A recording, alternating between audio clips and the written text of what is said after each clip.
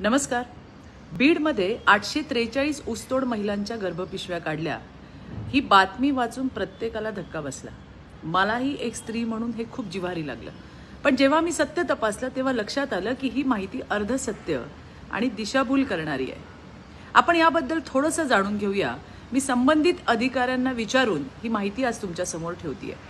ऊसतोड महिला कामगारांच्या आरोग्यासाठी 2019 पासून काही नियम आणि खबरदारी घेण्याच्या दृष्टीने शासनाने काही नियम बनवलेत.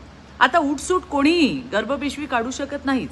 जर कुठल्या महिलेला गर्भपिशवीच्या संबंधित काही गंभीर त्रास असेल, फक्त तेव्हाच, तेही बीड जिल्हा शल्यचिकित्सकांची परवानगी घेऊन, मान्यता घेऊन, तिची तपासणी करून खरंच ती गर्भपिशवी काढण्याची गरज आहे का, तरच ही शस्त्रक्रिया केली जाते.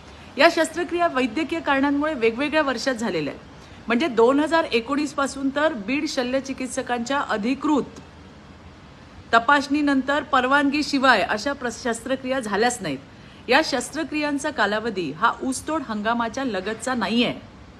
यापैकी 267 महिला मजुरांची गर्भाशयाची शस्त्रक्रिया ही 2019 ते ऑक्टोबर 2024 या कालावधीत बीडच्या जिल्हा रुग्णालयामध्ये शल्यचिकित्सकांच्या पूर्व परवानगीने, तिच्या तपासणीने, तिला गरज आहे म्हणून आणि उर्वरित 576 महिला मजुरांची गर्भाशयाची शस्त्रक्रिया ही 2019 पूर्वीच झालेल्या आहेत.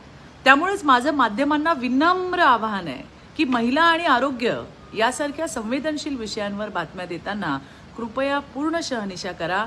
गैरसमज आणि भीती पसरवू नका. जय हिंद, जय महाराष्ट्र.